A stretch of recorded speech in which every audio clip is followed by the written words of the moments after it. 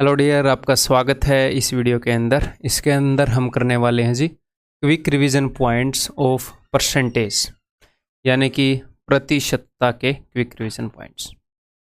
तो हमेशा की तरह हमें ये जानना ज़रूरी है कि कोई चीज़ है उसका बेस्ट यूज़ क्या होगा, वो एग्जैक्टली किस चीज़ के लिए बनी हुई है। ठीक है, तो एक बार मैं आपकी 1 मिनट लूँगा और आपको रिवाइज़ करवा दूँगा कि क्विक रिवीजन पॉइंट एग्जैक्टली क्या है और इसका हमने एग्जैक्ट किस जगह पर यूज़ करना है। Quick revision point is not a replacement of multiple revisions of concept lectures. जो हमारे कंसेप्ट लेक्चर्स हैं उनके बिकॉज हमने मल्टीपल रिविजन्स करने हैं, ये उसकी रिप्लेसमेंट नहीं है। ठीक है, जैसे मैं आपको बोलता हूँ कि मिनिमम आपने कंसेप्ट लेक्चर्स और पीडीएफ को 3 बार करना है, मिनिमम 3 बार करना है अपने कंसेप्ट लेक्चर्स और पीडीएफ को। जब आप पहली बार करेंगे तो बिना स्पीड बढ़ाए मेरे साथ करना है। मेरे बताने से पहले हर एक क्वेश्चन को सॉल्व करने के लिए खुद को एनफ टाइम देना है, चीज़ों को सोचना है। जितना आप सोचोगे कंसेप्ट उतना डेवलप होएगा। ठीक है, मैं डेफिनेटली आपको पूरा जोर लगा के पढ़ा रहा हूँ, लेकिन मैं पूरा जोर लगा के पढ़ा रहा हूँ और सामने से आप जोर नहीं लगा रहे हैं तो वो रिजल्ट आएगा ही नहीं। ठीक है, तो दोनों तरफ से मेहनत ज़रूरी है। तो कोई भी क्वेश्चन मैं समझाऊं उससे पहले स्क्रीन को पॉज करके आप खुद उसको सोल्व करें, टाइम दे। कई बच्चे स्टार्टिंग में ही वो बनने की सोचेंगे जो एक फाइनल प्रोडक्ट बनेगा।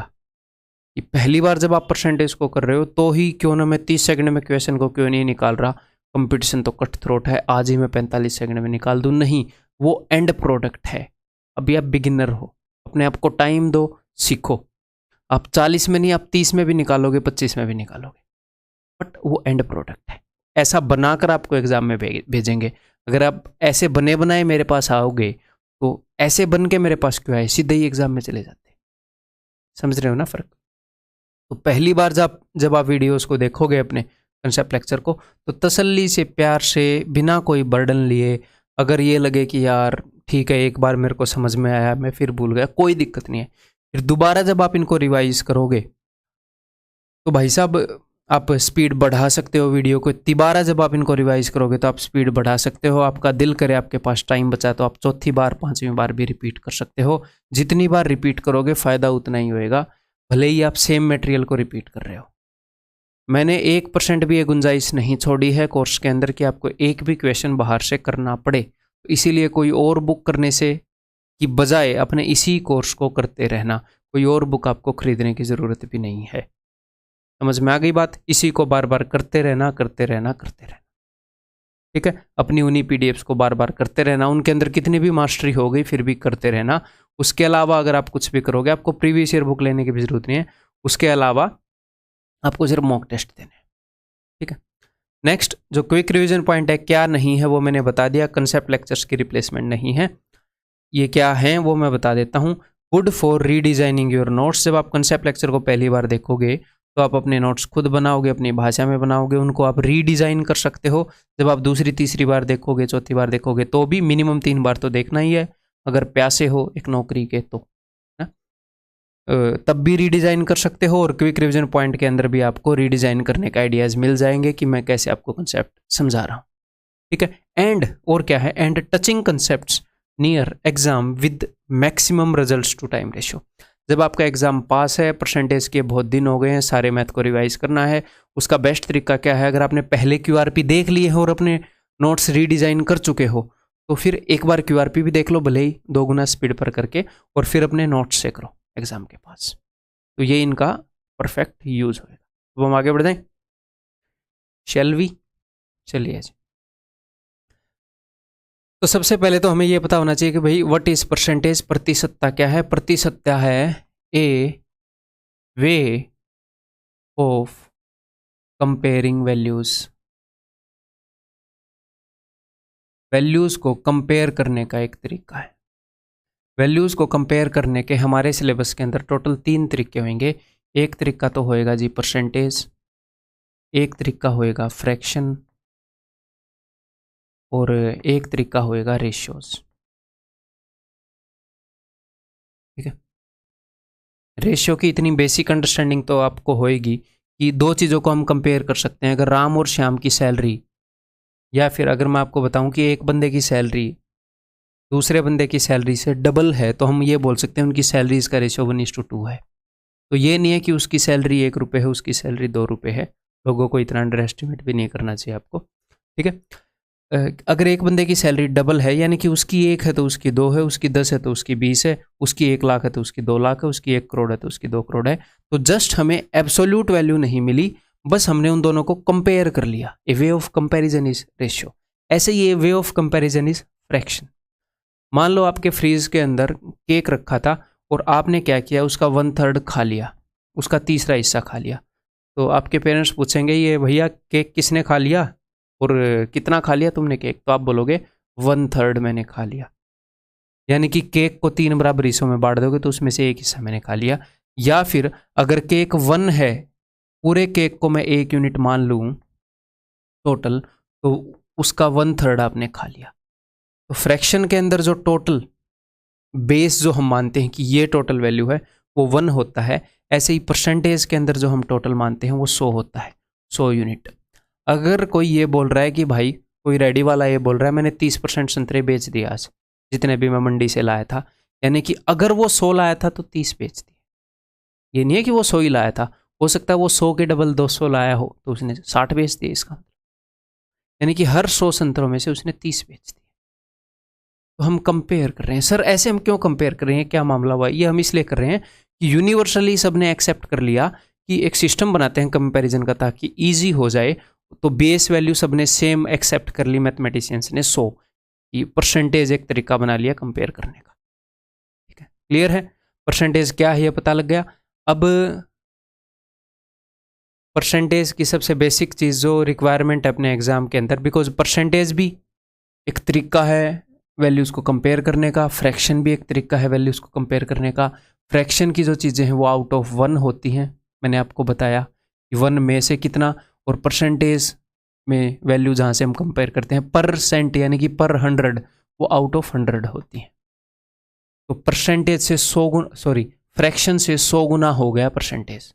यहाँ पर टोटल 1 है, यहाँ पर टोटल 100 है। तो आपको पता होना चाहिए कि अगर कोई बंदा बोल रहा है मैंने आधा केक खा लिया, तो वो बोल रहा है मैंने 50% केक खा लिया। ऐसे हाफ की वैल्यू 50% थोड़ी होती है। फ्रैक्शन में अगर ये है तो परसेंटेज में है, ये आपको पता होना चाहिए, ठीक है। इससे फायदा क्या होगा? इससे ये फायदा होगा कि जब आप ये निकालोगे किसी चीज़ का 50%, आपको निकालना है 50% ऑफ एनीथिंग। मान लो 400, वैसे तो मुझे पता आप डायरेक्टली हाफ कर दोगे, ठीक है। चीज़ों को समझने की कोशिश करो। तो यानी कि 50% निकालना यानी कि हाफ निकालना, तो आप हाफ ऑफ 400 कर लोगे। आपको 50% का तो पता है हाफ, हो सकता है आपको 57 1/7 का ना पता हो पहले, परसेंटेज टॉपिक करने से पहले, इसीलिए ताकि आप वहाँ पर 4/7 से गुणा कर लो। ये इस चीज़ का यूज़ है। तो अगर आपको ये गिवन है और ये निकालना है तो हमें पता है, अगर परसेंटेज गिवन है और फ्रैक्शन निकालना है तो 100 से भाग कर दो, है ना। 50 को 100 से भाग कर दो, देखो आ गया 1/2।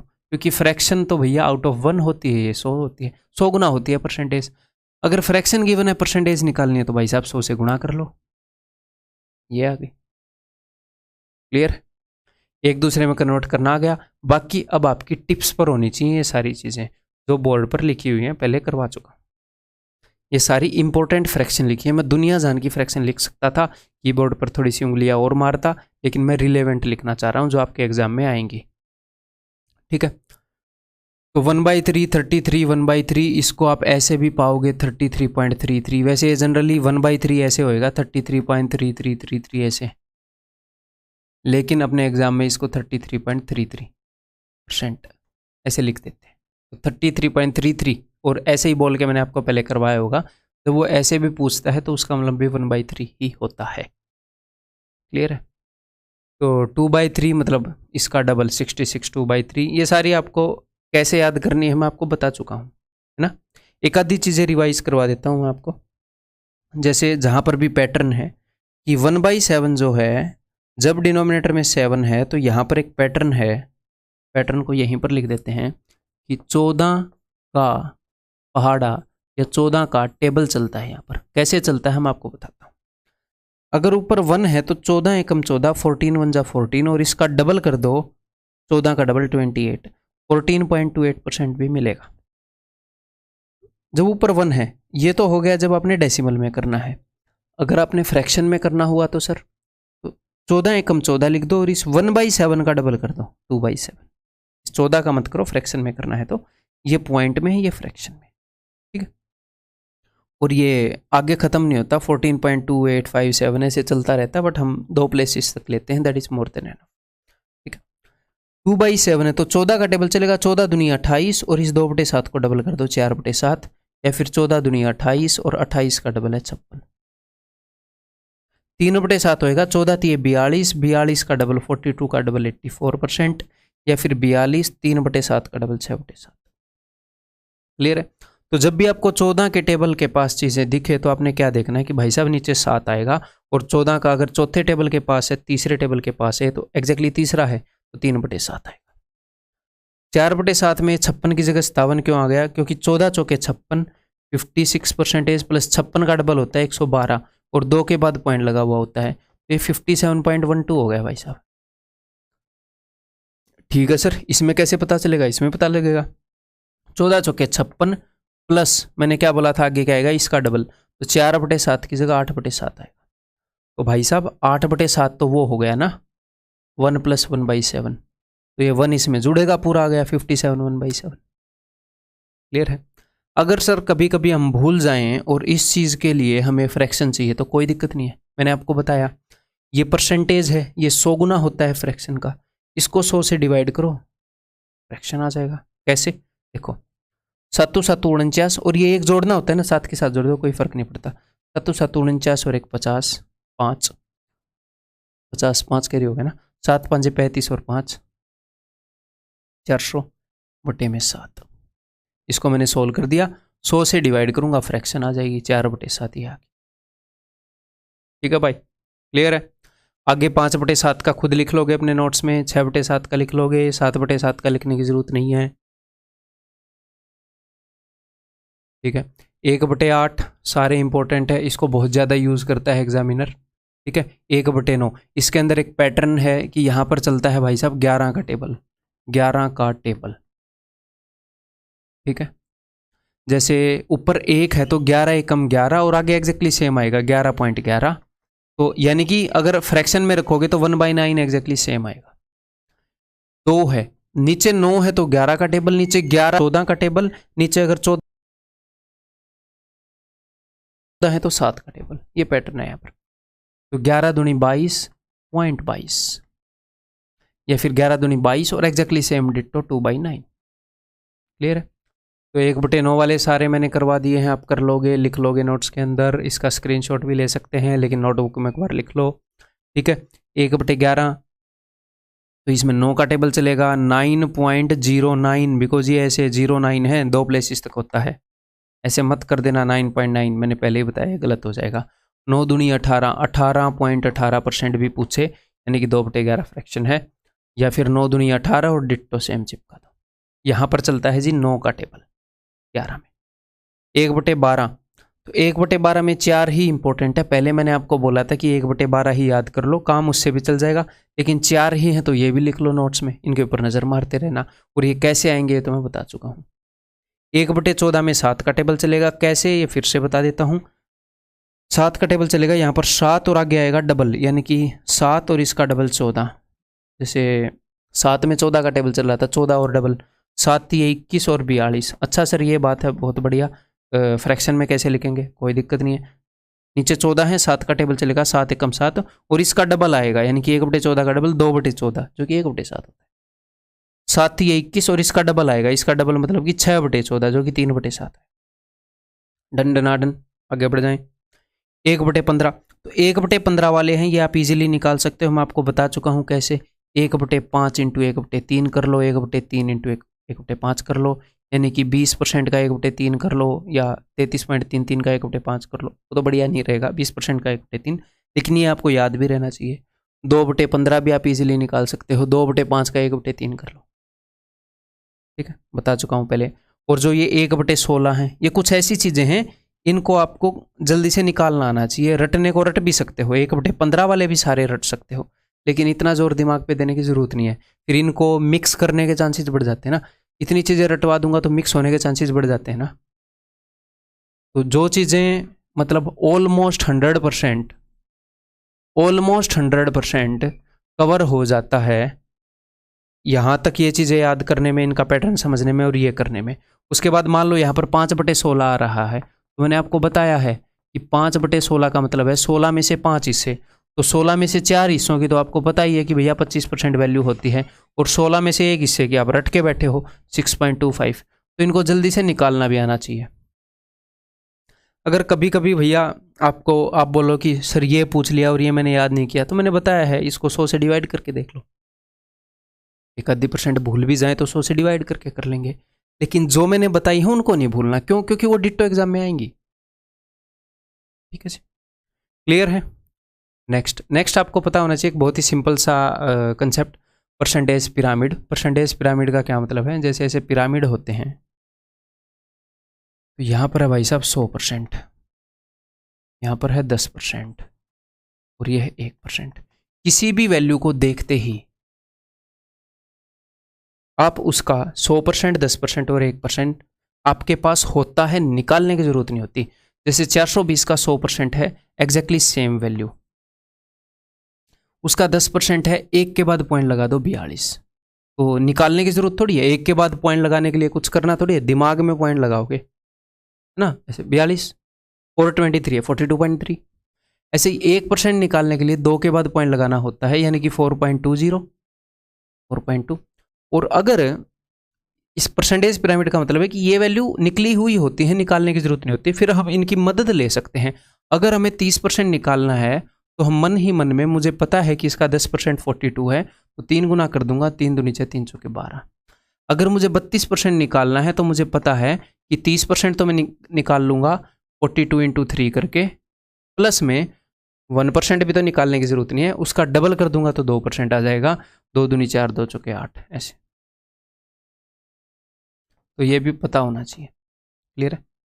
ऐसे ही अगर मुझे हाफ निकालना है, 0.5% भी आ सकता है इससे, 1% का आधा कर दो है, 0.2% भी आ सकता है।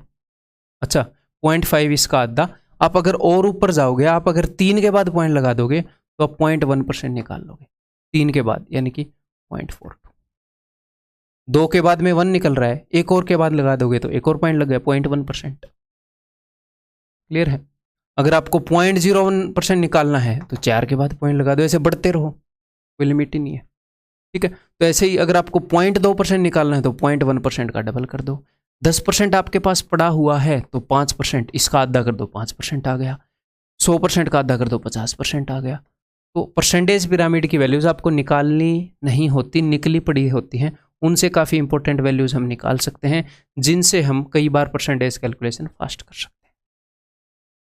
नेक्स्ट, कुछ different calculations in percentage, different basic calculations in percentage.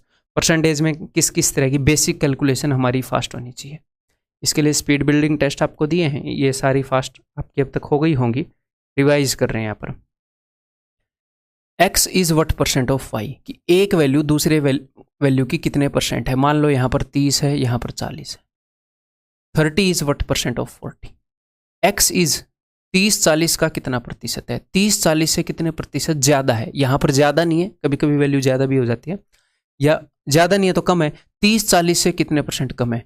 एक वैल्यू दूसरे वैल्यू की कितने प्रतिशत है, कितने प्रतिशत ज़्यादा है, कितने प्रतिशत कम है, ये सब रेशियो से निकल जाता है। अगर आप x और y का रेशियो ले लोगे हैं तो 3-4 का कितने परसेंट है, तो बताओ 3-4 का कितने परसेंट। आपको पता है 3/4 75% होता है। 3-4 से कितने परसेंट कम है, तो भाई साहब 1 कम है 4 से, है ना। 1 कम है 4 से, 25% कम है। या फिर 4 3 से कितने परसेंट ज़्यादा है, 1 ज़्यादा है 3 से, यानी कि 33.33% ज़्यादा है। तो दो वैल्यूज़ की अगर आप परसेंटेज में कंपैरिजन करोगे तो परसेंटेज भी कंपैरिजन का तरीका है, रेशियो भी कंपैरिजन का तरीका है। फ्रैक्शन टू परसेंटेज हमने याद रखें। देख रहे हो कंपैरिजन के सारे तरीके कैसे यूज़ हो रहे हैं, आपको पता भी नहीं है कि यूज़ हो रहे हैं। तो दो वैल्यूज़ को अगर हम कंपेयर कर रहे हैं परसेंटेज में किसी भी तरीके से, कितने परसेंट ज़्यादा है कम है, उनका रेशियो निकाल लो, आप सब कुछ बता दोगे उनके बारे में। एब्सोल्यूट वैल्यू की ज़रूरत ही नहीं है। नेक्स्ट, अगर अब हमें क्या निकालना आना चाहिए, एक वैल्यू का, कोई भी वैल्यू है, मान लो हमारे पास 420 ही मान लेते हैं, इसका मुझे 30% निकालना आना चाहिए, 30% ऑफ आई। इससे 30% ज़्यादा निकालना आना चाहिए, इससे 30% कम निकालना आना चाहिए। तो अगर मैं इसका 30% निकालूंगा तो इसका मतलब क्या है, डायरेक्टली इसका 30% कैसे भी निकाल लो भाई। बिल्कुल बेसिक तो मैं नहीं समझाऊंगा, QRP है, नहीं तो फिर ये QRP कंसेप्ट लेक्चर जितने लंबे हो जाएंगे। 30% मोर का मतलब होता है किसी भी वैल्यू से कि उस चीज का 100% प्लस 30% और। ये बेसिक अंडरस्टैंडिंग, यही बस मैं आपको रिवाइज करवा रहा हूँ। 30% लेस का मतलब है कि उस चीज का 100% जो है उससे 30% कम, यानी कि उसका 70% निकालना है। ठीक है, इसको निकालने के कई तरीके हैं। 30% पिरामिड से निकाल सकते हो, ऐसे निकाल सकते हो। 30% मोर अगर आपको निकालना है तो चीज़ 100 से 130 हो गई, ये आपको पता होना चाहिए कि अच्छा कितने गुना हो जाती है। 30% मोर निकालना होता है, ऐसे निकाल सकते हो। 30% लेस निकालना है तो ऐसे निकाल सकते हो। क्लियर है? तो ये सारी बेसिक कैलकुलेशन है जो बहुत फास्ट आपकी होनी चाहिए। अगर थोड़ी सी स्पीड मंदी है इनके अंदर तो आपको टेंशन लेने की ज़रूरत नहीं है। स्पीड बिल्डिंग टेस्ट दिए हैं ना, उनको दो, और वो किस चीज़ के लिए दिए हैं। नेक्स्ट जो हमारा कंसेप्ट है जी परसेंटेज के अंदर, that is using fractions for multiple percentage changes. कई ऐसे क्वेश्चन आते हैं कि एक वैल्यू है उसके अंदर मल्टीपल परसेंटेज चेंजेस आ गए, 1 2 3 4, यहाँ पर 4 चेंजेस आ गए। तो हर एक चेंज के लिए आपको फ्रैक्शन, ये हमने किया वो आपको पता होना चाहिए, हम ये कर सकते हैं। 20% घटी अगर कोई चीज़ तो यानी कि कितनी हो गई, 80% हो गई, यानी कि 80/100 गुना। या फिर इसको मारो गोली, 20% घटी यानी कि 1/5 घट गई, 5 में से 1 घट गई तो कितनी हो गई, 4/5 हो गई। आपको ये करना आना चाहिए। रिवाइज करवा रहा हूँ, समझा नहीं रहा हूँ। 30% बढ़ना यानी कि 13/10, 40% बढ़ना 7/5, 50% घटना हाफ, तो ये आंसर आ जाएगा जो भी है। ऐसे ही इसके ऊपर चेंजेस किए तो वो चीज़ आ गई, वो वैल्यू हमने बता दी कि भैया इसके ऊपर चेंजेस होंगे तो वो वैल्यू क्या होगी। कभी कभी क्वेश्चन इस टाइप का होगा कि चेंजेस आने के बाद वैल्यू ये है तो बताओ ये वैल्यू क्या थी। तो इस वैल्यू को मैंने मान लिया x, तो पहले अगर वैल्यू x थी तो उसके ऊपर क्या चेंज आया, वो इतनी % बढ़ गई। इतने % बढ़ने का मतलब है 1 बढ़ गई 6 पर, यानी कि 7/6 हो गई। 12.5% घट गई यानी कि 7/8 गुना हो गई। 37.5% बढ़ गई, 3 बढ़ गई 8 पर, यानी कि 11/8 हो गई। ठीक है, और 27, ये 9 का टेबल है यानी कि नीचे 11 होगा। 9 का कौन सा टेबल है, तीसरा टेबल है। घट गई, 3 घट गई 11 पर से, यानी कि 8/11 हो गई, गुना हो गई। अब जाकर ये आई है जी 980, तो काटा पीटी कर लोगे, एक्स की वैल्यू आ जाएगी। बिल्कुल बेसिक। या फिर आपको दोनों तरफ जाना आना चाहिए। अभी मैंने क्या किया कि इसके ऊपर अगर चेंजेस हैं तो हम ऐसे उन चेंजेस का फ्रैक्शन लिखते गए। आपको ऐसे उल्टा भी आना चाहिए। जैसे हम ये भी कर सकते थे कि 980 को लिखूं, इधर से उधर जाते हुए हम मल्टीप्लाई कर रहे हैं 8/11 से। इस वैल्यू से अगर हमें ये वैल्यू निकालनी है तो मैं मल्टीप्लाई कर रहा हूं 8/11 से, जो भी इनका चेंज हुआ उसके अकॉर्डिंग। तो अगर ये वैल्यू गिवन है और उससे इस तरफ आना है तो मैं मल्टीप्लाई करूंगा 11/8 से। वो बात सेम ही है, बात इज सेम। क्योंकि अगर इसको आप उधर भेजोगे, आप ऐसे सोल्व कर लो या वैसे सोल्व कर लो, इस क्वेश्चन में तो टाइम सेम ही लगना है भाई साहब। इनको उधर रख के काट पीट लो या ऐसे रख के काट पीट लो, लेकिन ये अंडरस्टैंडिंग आनी चाहिए। इसको अगर मैं उधर भेजूंगा, ये समझ होनी चाहिए, कई जगह ये काम आएगी। इसको उधर भेजूंगा तो फिर पलट जाएगा, इसको उधर भेजूंगा तो पलट जाएगा, इसको उधर भेजूंगा तो पलट जाएगा। वही है, यहाँ से यहाँ आऊँगा तो 11/8 गुना, यहाँ से यहाँ आऊँगा तो 5/8 गुना किया ना उधर जाने के लिए, इधर आने के लिए 8/5 गुना। ये अच्छा 11/8 गुना किया, सॉरी, इधर आने के लिए 8/11 गुना। उसी चीज़ को देखो यहाँ पर वैल्यू कहाँ गई भाई। यहाँ पर अगर इस नंबर की वैल्यू 300 है तो इस नंबर से 16.66% ये ज़्यादा है, इस नंबर से 12.5% ये कम है। इनके बीच में रिलेशन दे रखी है, ठीक है, और मुझे बतानी है इस नंबर की वैल्यू। तो मैं यहाँ से ट्रैवल कर सकता हूँ अपने आंसर की तरफ। ये पुल है, ब्रिज, ऐसे ऐसे आऊँगा और मैं इसकी वैल्यू बता दूंगा। तो चलिए जी ट्रैवल करते हैं। अगर उसी डायरेक्शन में ट्रैवल करना है कि अच्छा यहाँ से वहाँ जाते हुए जो चेंज हुआ था, तो एग्जैक्टली उस चेंज को मैं देखूंगा। अगर ऐसे मेरी तरफ चेंज आया, ऐसे उल्टा मुझे जाना है, तो मैं देखूंगा इस चेंज की क्या फ्रैक्शन है और उसको पलट दूंगा कि उधर जाने की वो फ्रैक्शन होगी, दैट्स इट। तो 16 पॉइंट अब यहाँ पर लिखते हैं, आंसर को यहीं पर निकाल लेंगे। इस चेंज के लिए फ्रैक्शन होगी 7/6, मैंने लिख दिया 7/6। इधर आने के लिए फ्रैक्शन होगी 7/8, तो उधर जाने के लिए, यहां से इधर जाने के लिए फ्रैक्शन होगी 8/7। इधर जाने के लिए फ्रैक्शन होगी 3/8, यानी कि +3/8, 11/8। तो इधर आने के लिए 8/11। इधर से उधर जाने के लिए फ्रैक्शन होगी 8/11 उधर जाने के लिए, तो उधर से इधर आने के लिए होगी 11/। बस ये वैल्यू आ गई, इसको सोल्व कर लो। ठीक है, तो चीज़ों को मैं इस पेज से करवा रहा हूँ कि आपने पहले की हुई है ये मानकर। ठीक है, तो आपको कभी भी ज़्यादा शाना बनने की ज़रूरत नहीं है कि मान लो कोर्स मैंने डिज़ाइन किया है ना, कि मैं आपको बता रहा हूँ कि इस तरीके से करना बेस्ट होएगा और आप अपना दिमाग लगा रहे हैं कि नहीं मैं तो इस तरीके से करूँगा। इस फील्ड में बहुत ज़्यादा मुझे एक्सपीरियंस है, मतलब फ़िलहाल ये तो नहीं है कि भाई 700 साल का कछुआ तो मैं हूँ नहीं, 300 साल का एक्सपीरियंस होएगा, लेकिन बहुत ही एक्टिव एक्सपीरियंस है मेरा 7 ईयर का फ़िलहाल। तो मान लो कोई स्टूडेंट है जिसका सिर्फ 1 साल का एक्सपीरियंस है, तो क्या उसे मेरी बात माननी चाहिए? माननी चाहिए भाई। अगर किसी को 2 साल का एक्सपीरियंस है तो क्या उसे माननी चाहिए? माननी चाहिए। और अगर किसी स्टूडेंट को ही 7 साल का एक्सपीरियंस हुआ, उसे तो सबसे ज़्यादा माननी चाहिए, कि क्योंकि तुझे 7 साल का क्यों है भाई एक्सपीरियंस, तो अब तक पास क्यों नहीं हुआ, तू तो भयंकर गलतियाँ कर रहा है। तो सारे स्टूडेंट को माननी चाहिए, सारे टीचर्स की बात जो एक्सपीरियंस्ड हैं और ऑनेस्टली गाइड कर रहे हैं।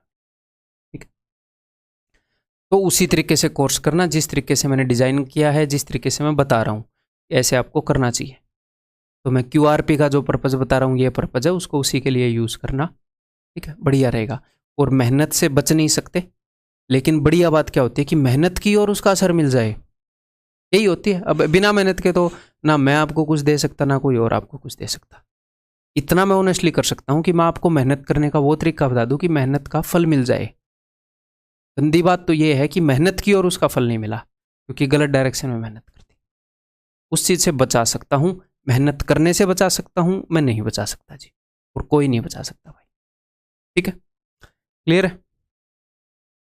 इफेक्टिव और नेट परसेंटेज चेंज, तो आपको क्या पता होना चाहिए, जब मल्टीपल परसेंटेज चेंजेस हुए हों किसी एक चीज़ के ऊपर, एक वैल्यू 20% बढ़ गई, फिर जो बढ़ी हुई वैल्यू है वो 30% बढ़ गई, तो बताओ नेट क्या चेंज आया। तो इसके 3 तरीके मैंने आपको बताए इफेक्टिव रहेंगे।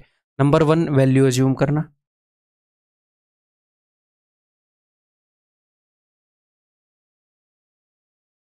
कि मैं मान लूँ कि पहले जो वैल्यू थी वो 100 थी और उसके ऊपर मैं ये चेंजेस लाता रहूँ, फिर 20% बढ़ी तो 120 हो गई, मैंने 20% बढ़ाया, 100 का 20% 20 है, इसीलिए 100 माना।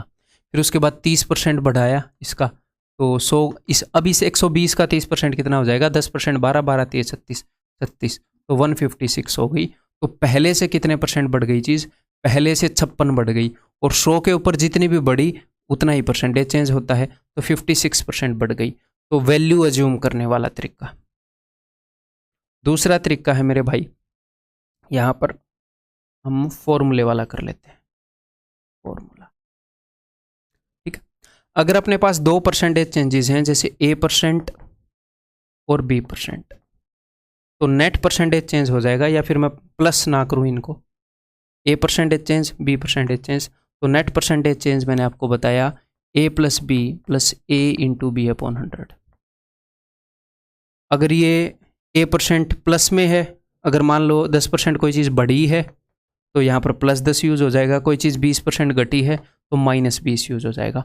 ओवरऑल आंसर प्लस में आया तो ओवरऑल चीज़ बढ़ी है, नेगेटिव आया तो ओवरऑल उतने % घट गई। ठीक है, अगर इसके ऊपर यूज़ करें तो 20 + 30 + 20 × 30/100, यानी कि 56%। ठीक है, तीसरा तरीका है अपना मल्टीप्लाइंग फैक्टर को यूज़ करना, कि कोई चीज़ कुछ भी % बढ़ती है तो वो कितने न कितने गुना होती है, वो कुछ ना कुछ गुना होती है ना। कोई चीज़ 10% बढ़ेगी तो वो कुछ ना कुछ गुना तो हुई होगी। अगर आपकी सैलरी 100% बढ़ जाए तो 2 गुना हो गई, तो 10% बढ़े तो भी कुछ ना कुछ गुना होगी, उसको यूज़ करना। कोई भी चीज़ 20% बढ़ती है तो वो हो गई 1.2 टाइम्स, जब 30% बढ़ती है तो वो हो गई 1.3 टाइम्स, तो नेट चीज़ हो गई 1.56 टाइम्स। तो यानी कि 100 से 156 हो गई। अच्छा, इतने गुना हो गई, यानी कि 56% बढ़ गई। या फिर यहीं पर आप, ये तो मैंने डेसिमल वैल्यू यूज़ कर ली, मल्टीप्लाइंग फैक्टर, इसी की फ्रैक्शन वैल्यू यूज़ कर लो। 20% बढ़ने का मतलब है 6/5, बात सेम है। 30% बढ़ने का मतलब है 13/10। करो इनको कैलकुलेट। 13 छिके 78 और 10 पाँचे 50। 50 से 78 हो गई भाई, कितना बढ़ गया? ये बढ़ गया भाई 28 पर 28। परसेंटेज तो होती है 100 पर, कितना बढ़ा? तो अगर 50 पर 28 का इंक्रीमेंट आ रहा है तो 50 का डबल 100 पर 28 का डबल 56 का इंक्रीमेंट आएगा। 56% बढ़ गई। तीनों तरीके क्लियर है। किसी भी टाइप का परसेंटेज चेंज हो ऐसे सक्सेसिव तीनों लगेंगे, लेकिन कौन से क्वेश्चन में कौन सा बेस्ट होएगा ये तो हमें प्रैक्टिस से पता लग जाता है, कंसेप्ट लेक्चर में बताया है। ठीक है भाई, जैसे यहाँ पर एक और कर लें इसी टाइप का। हाँ, तीनों मेथड लगाऊंगा। सबसे पहला वाला मेथड मान लो वैल्यू अज्यूम। सर अगर फ्रैक्शन में है तो वैल्यू अज्यूम वाला कैसा लगेगा? फॉर्मूला भी बता दूंगा। ठीक है, वैसे फॉर्मूला वाला यहाँ पर इफेक्टिव नहीं रहेगा तो चलो रहने दो, अदरवाइज चलो एक बार बता तो दूंगा ही। ठीक है, और तीसरा हमने क्या किया, फ्रैक्शन वाला मल्टीप्लाइंग फैक्टर वाला वो बेस्ट रहेगा।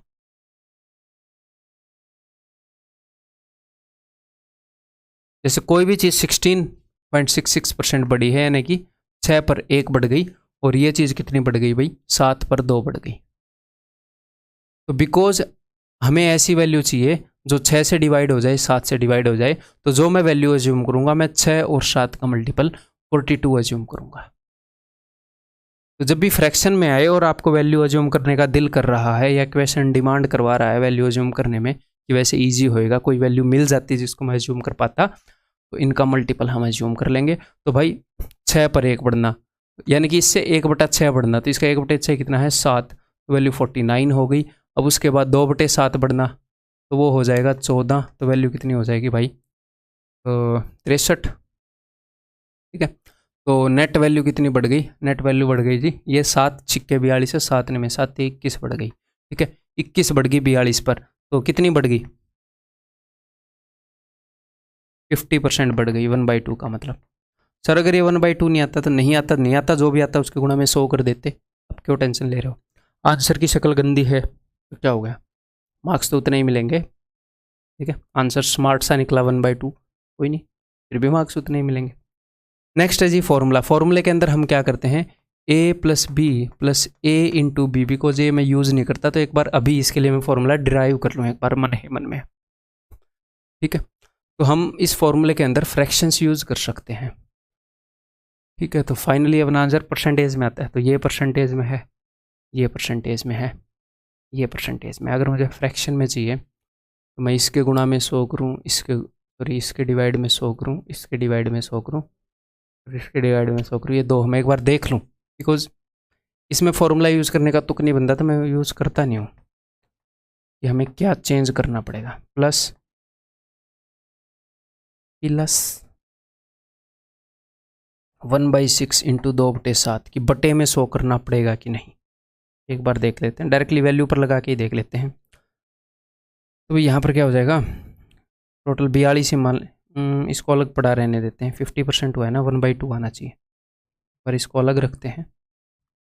डिराइव करने के बजाय मैं कई बार ऐसे ड्राइव कर लेता हूँ। ये 42 है, 6 7 7, 7 छिक्के 12, तो ये कितना हो गया? 19/42 प्लस यहाँ पर क्या आना चाहिए? यहाँ पर आना चाहिए भाई बाकी का बचा कुचा 21, यानी कि ये हो गया 2/42। सही है, 21/42। हाँ जी, तो जब आप फॉर्मूला लगाओगे तो आपको अपॉन 100 करने की ज़रूरत नहीं है, बिकॉज ये फ्रैक्शंस है, ऑलरेडी अपॉन 100 हो चुका है। तो directly 1/6 a plus B plus A into B. ठीक है, ऐसे आप करोगे। बेस्ट क्या होता है फ्रैक्शन में? बेस्ट होता है जी तीसरे वाला, मल्टीप्लाइंग फैक्टर को यूज़ करना, बहुत ही शानदार और ईजी रहेगा। अगर कोई वैल्यू ऐसे 6 पर 1 बढ़ी है तो 7/6 गुना हुई है, कोई वैल्यू अगर 7 पर 2 बढ़ी है तो 9/7 गुना हुई है, आपको मज़ा आ जाएगा। 3 दूनी 6, 3 3 9, चीज़ जो है वो 3/2 गुना हो गई, यानी कि 1 बढ़ गई 2 पर, यानी कि 50% इज द आंसर। तो फ्रैक्शन वाले केस में क्या है कि मल्टीप्लाइंग फैक्टर को यूज़ करना बेस्ट रहेगा। नेक्स्ट, अगर सर मल्टीपल चेंजेस आ जाएं, 2 से ज़्यादा चेंजेस हो जाएं तो कोई दिक्कत नहीं है भाई। मान लो 3 चेंजेस आ गए, 4 चेंजेस आ गए, तो मल्टीप्लाइंग फैक्टर वाला चाहे 10 चेंजेस आ जाएं वो तो लग ही जाएगा मल्टीप्लाइंग फैक्टर वाला, कि चीज़ 20% बढ़ी, यानी कि 6/5 हुई, 6/5 हुई, 6/5 हुई। अब कर ही लोगे नेट कितना चेंज आया। फॉर्मूला जस्ट बता देता हूँ, 2 के ऊपर फॉर्मूला लगाओ और उसके बाद 2 के ऊपर फॉर्मूला लगाओ। मेरे को ये याद है कि 3 20 से 72.8 होता है, ठीक है। कैसे याद है, क्योंकि बता ही देता हूँ। 12/10 और 3 चेंजेस हुए हैं, तो इसका क्यूब 1728 बटे में ये है ना। 12 का क्यूब तो आपको याद करने के लिए बोला ही है, तो 100 से 172.8, 72.8, 1728 में 1 को हटा के मैं 72.8 कर देता हूँ, ठीक है। क्लियर है। या फिर आप फॉर्मूला आगे आपको इंटरेस्ट के अंदर बताऊंगा, 3 को कंबाइन करने का फॉर्मूला, ठीक है। नेक्स्ट आपको ये बात पता होनी चाहिए कि भाई net percentage change of successive changes of A% positive and A% negative is this, कि अगर मैं किसी चीज़ को A% बढ़ा दूं और उसके बाद A% घटा दूं, तो जो नेट चेंज आएगा वो नेट ओवरऑल वो चीज़ घटेगी ही, और वो A²/100% घटेगी। सेम परसेंट बढ़ा दूँ, सेम परसेंट घटा दूँ, तो ओवरऑल घाटा ही होगा A²/100% का, यानी कि नेट ये चेंज होएगा। माइनस शो कर रहा है कि चीज़ घटी है। तो अगर 2 चेंजेस हैं, प्लस A% का और एक है माइनस A% का सक्सेसिव, पहले चाहे माइनस वाला हो जाए या प्लस वाला हो जाए, सक्सेसिव में फ़र्क नहीं पड़ता ना, ठीक है। तो ओवरऑल ये चेंज आएगा, उनका ओवरऑल जो इम्पैक्ट होएगा वो ये होगा, पता होना चाहिए। नेक्स्ट, इतनी लंबी हो गई है वीडियो, 30 मिनट हो गई, बट ठीक है, तसल्ली से करवा देते हैं। इतनी भी लंबी हो, देखो जिसको मेहनत करनी है, जिसको पढ़ना है वो देखेगा। मेरे को मेहनत करनी है आप लोगों के ऊपर, मैं मेहनत कर रहा हूँ, ठीक है। और आपको अगर सीरियसली जॉब चाहिए तो आप मेहनत करोगे, हैं 10 मिनट एक्स्ट्रा भी मेहनत करोगे, जितनी मैं बताऊँगा उतनी मेहनत करोगे, और वही रिजल्ट देगी। ओवरऑल रिजल्ट के लिए पढ़ रहे हैं, सिर्फ इस नाम के लिए पढ़ रहे हैं कि हमारा लड़का तैयारी कर रहा है, इस नाम के लिए तो नहीं पढ़ रहे हो। और कई बच्चे इस नाम के लिए इसलिए पढ़ते हैं कि हमारा लड़का तैयारी कर रहा है, क्योंकि उनको विश्वास ही नहीं होता कि मैं क्लियर कर पाऊँगा। तो मेरे भाई मेरी एक बात मानो, खुद पर विश्वास करो, आप कर सकते हो। बस हो सकता है आपने अपनी स्कूलिंग में अगर पाप किए हैं, बहुत स्लो रहे हो, वहाँ पर कुकर्म किए हैं, तो उनका नतीजा डेफिनेटली भुगतोगे। तैयारी करने में टाइम ज़्यादा लग जाएगा, बस ये टाइम की बात है। कोई कितने टाइम में क्रैक कर सकता है, कोई कितने टाइम में क्रैक कर सकता है, ठीक है। दोनों तरह के लोग हैं, 2 साल में क्रैक करने वाले, 3 साल में क्रैक करने वाले भी होंगे, क्योंकि उनकी कैपेबिलिटी फ़िलहाल इतनी है।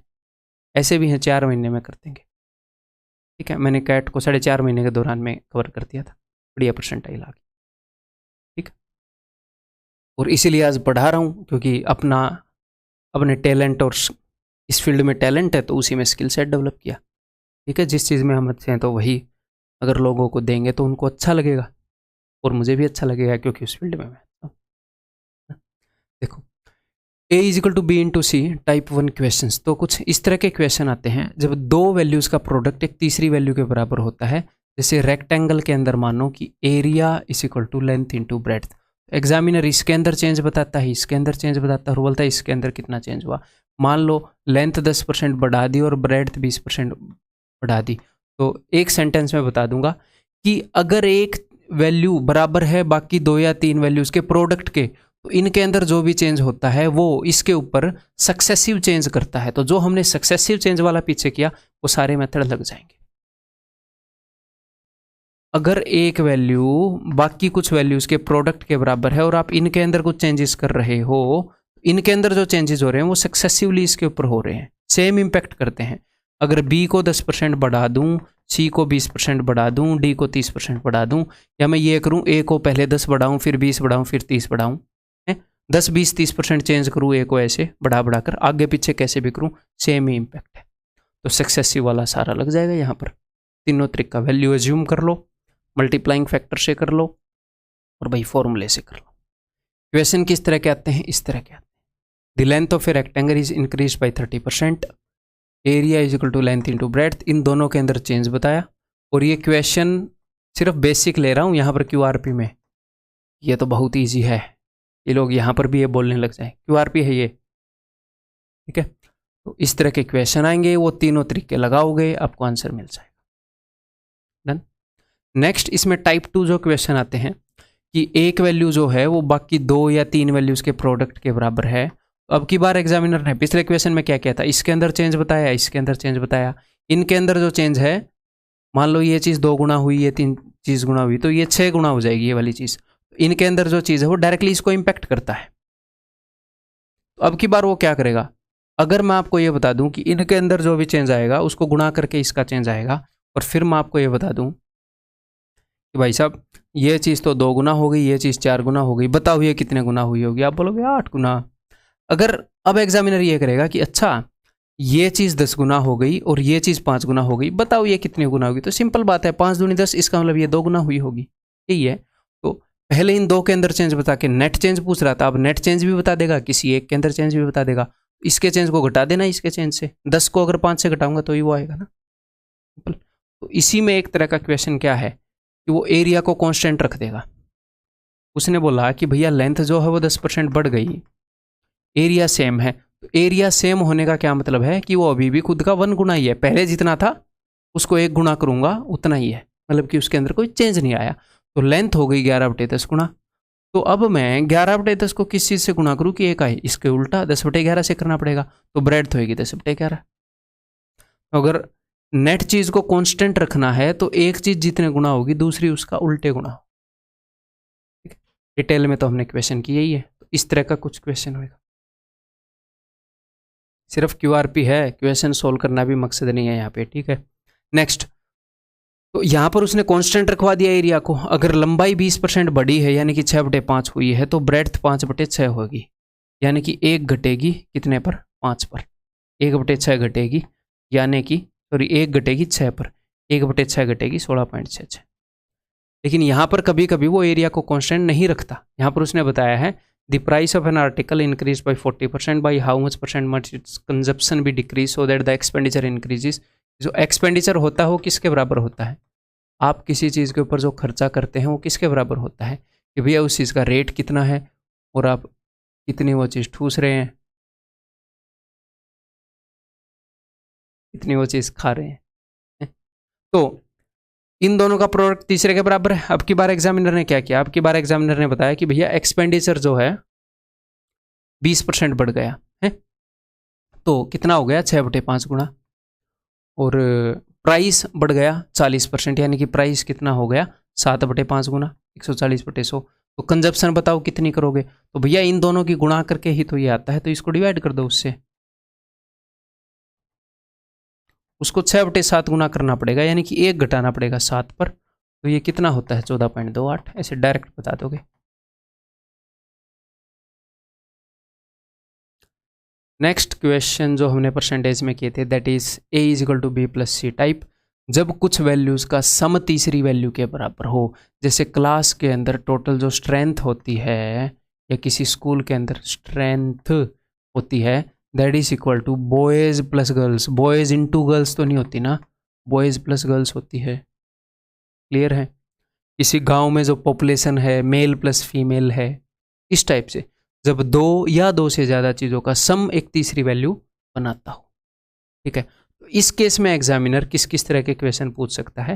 देखिए कि नंबर 1 वो ये बोल सकता है कि बॉयज जो हैं वो कुछ परसेंट बढ़ गए, गर्ल्स भी कुछ परसेंट बढ़ गई। जब सम की बात हो, 2 चीज़ों का सम तीसरी वैल्यू बनाता हो, चाहे 3 वैल्यूज का सम एक चौथी वैल्यू बनाता हो, तो इनके अंदर अगर सेम परसेंटेज का चेंज आया है, यानी कि 10% बढ़ना 10% बढ़ना, 10% घटना 10% घटना, ये नहीं है 10% बढ़ना 10% घटना, वो सेम चेंज नहीं होता। सेम चेंज यानी कि एग्जैक्टली सेम चेंज। तो चाहे कुछ भी हुआ हो इसके अंदर भी वही चेंज आएगा। कभी कभी अगर इनके अंदर अलग अलग चेंज आए कि बॉयज जो है वो 10% बढ़ गए और गर्ल्स जो है वो 20% बढ़ गए, तो हमें भाई साहब बॉयज और गर्ल्स का रेशियो चाहिए, नहीं तो आंसर कैन नॉट से हो जाएगा, तो हम बता नहीं पाएंगे कि भैया बॉयज और गर्ल्स का क्या रेशियो है, और यहाँ पर लग जाएगी वेटेड एवरेज। नेट स्ट्रेंथ में कितना चेंज हुआ? 2 × 10। अगर ये नेगेटिव होता तो यहाँ पर नेगेटिव आ जाता। 3 × 20। 2 पार्ट में 10% का इंक्रीज, 3 पार्ट में 20% का इंक्रीज। ओवरऑल नेट चाहिए तो 3 और 2 5, ओवरऑल ये इंक्रीज हो जाएगा। जो भी आई ये फर्क नहीं पड़ता। क्लियर है जी? अगर सर रेशियो ना बताइए और परसेंटेज चेंज अलग अलग हो तो आंसर होएगा जी कैन नॉट से। नेक्स्ट, मैंने सारे मिसलेनियस क्वेश्चन इकट्ठे करके आपको कोर्स में कराए। एक कंधा ऊपर है तो भी है। वेलकम में ऐसे रहता है ना, वो पुष्पा भी ऐसे ही रहता है, ठीक है। मिसलेनियस कंसेप्ट्स, मिसलेनियस क्वेश्चंस, मैंने मिसलेनियस क्वेश्चंस इकट्ठे करके आपको करवाए लास्ट लेक्चर के अंदर, तो उनके अंदर एक इस तरह के क्वेश्चन मैं आपको करवा देता हूँ, बाकी तो मिक्स ही थे वहाँ पर, ठीक है। तो चलिए जी इसका कंसेप्ट बताते हैं आपको। तो ये जो क्वेश्चन, ये भैया अंगूर सूख गए उनसे किशमिश बना दी, या तरबूज चेरी का वाटर कंटेंट उड़ गया, जो इस टाइप के क्वेश्चन होते हैं, या फिर कोई गिलास के अंदर से पानी उड़ गया, उसके अंदर नमक चीनी की कंसंट्रेशन बढ़ गई। इन सब में एक चीज़ कॉमन होती है क्या, कि भैया इसके एग्जाम्पल से मैं बता देता हूँ कि उसको हम क्या बोलेंगे, पल्प। पल्प कांस्टेंट होता है। अगर आप अंगूरों को सुखाओगे, पल्प का मतलब है गुदा, तो उसके अंदर जो मटेरियल है वो तो फिक्स ही रहेगा ना, पानी उड़ेगा ना, वो गुदा तो नहीं उड़ जाएगा ना। ऐसे तो अंगूर रखा रखा गायब हो जाएगा वो गुदा उड़ने लगा तो। फ्रीज में अंगूर रखोगे, पता लगा अंगूर कहाँ गए हैं, और आपका भाई बहन खा के बोल देंगे, अगर वो ऐसे सब्लिमेट होता हो, उड़ता हो, कि उड़ गए होंगे मैंने तो नहीं खाए, और ये ना हो खाने वाला ही उड़ जाए फिर, तो प्रॉब्लम हो जाएगी। तो पल्प नहीं उड़ता, सिर्फ पानी उड़ता है। तो वो कांस्टेंट पल्प जो है वो कांस्टेंट होता है। और अंगूर के अंदर पल्प कितना है आपको कैसे पता चलेगा, कि भैया अंगूरों का टोटल वेट कितना है, और इनटू उस पल्प की परसेंटेज कितनी है। अगर पल्प 10% है तो टोटल वेट का 10% निकालोगे, पल्प अगर 20% है तो टोटल वेट का 20% निकालोगे ना, पल्प ऐसे ही निकलेगा। तो बिकॉज और पल्प कांस्टेंट है, तो इन दोनों चीज़ों का प्रोडक्ट अगर कांस्टेंट है, तो इसके अंदर जो चेंज होएगा, ये 3/4 होगा तो ये 4/3 होगा। इसके अंदर जो भी चेंज होएगा, इसका चेंज इसका रेसिप्रोकल होएगा, यानी कि इसका जो भी रेशियो होएगा इसका रेशियो उल्टा होएगा। तो हमें ये पता होना चाहिए इस तरह के इक्वेशन में जो टोटल वेट है और जो पल्प की जो परसेंटेज है, ये एक दूसरे के उल्टे चलेंगे। जैसे मान लो इक्वेशन के हिसाब से बताता हूँ आपको, या तो वो पल्प परसेंटेज बता देगा दोनों सिचुएशन की, इनिशियल एंड फाइनल की, या टोटल वेट बता देगा, आपको दूसरा पता लग जाएगा। सिंपल बात ये है कि फ्रेश ग्रेप कंटेन 75%, फ्रेश और सूखे हुए ही कर लेते हैं, फ्रेश और dried. Fresh grape contain 75% water, whereas dried grapes contain 25% water. तो उसने वाटर के बारे में बताया है, हम वाटर के बारे में इंटरेस्टेड नहीं है, हम इंटरेस्टेड है पल्प में। तो फ्रेश ग्रेप्स के अंदर पल्प कितना था, 25% फ्रेश के अंदर, और ड्राइड में कितना था, 75%। पानी 25 है तो 75 होएगा। तो यहाँ पर रेशियो अगर 1:3 है तो ये 3:1 होएगा। तो जो टोटल वेट है ना फ्रेश अंगूरों का और ड्राइड अंगूरों का, उसका रेशियो 3:1 है। How many kg of fresh grapes are required to get 20 kg of dried grapes. अगर 20 kg ड्राई ग्रेप्स चाहिए तो भाई साहब इसका 3 गुना 60 kg फ्रेश ग्रेप्स लाने होंगे। बहुत ही सिंपल है। That's all. समय समाप्ति की घोषणा। तो अगले टॉपिक के अंदर मिलते हैं। इसी जोश और जुनून से पढ़ते रहिएगा। आपके सिलेबस को बहुत ही बढ़िया तरीके से कवर करवाऊंगा, ठीक है। आपको बोरियत नहीं होएगी इस सिलेबस को कवर करने में, और आपको रिजल्ट भी मिलेगा आपके एग्ज़ाम के अंदर। बस आपने मेहनत के अंदर कसर नहीं छोड़नी, ठीक है। Take care.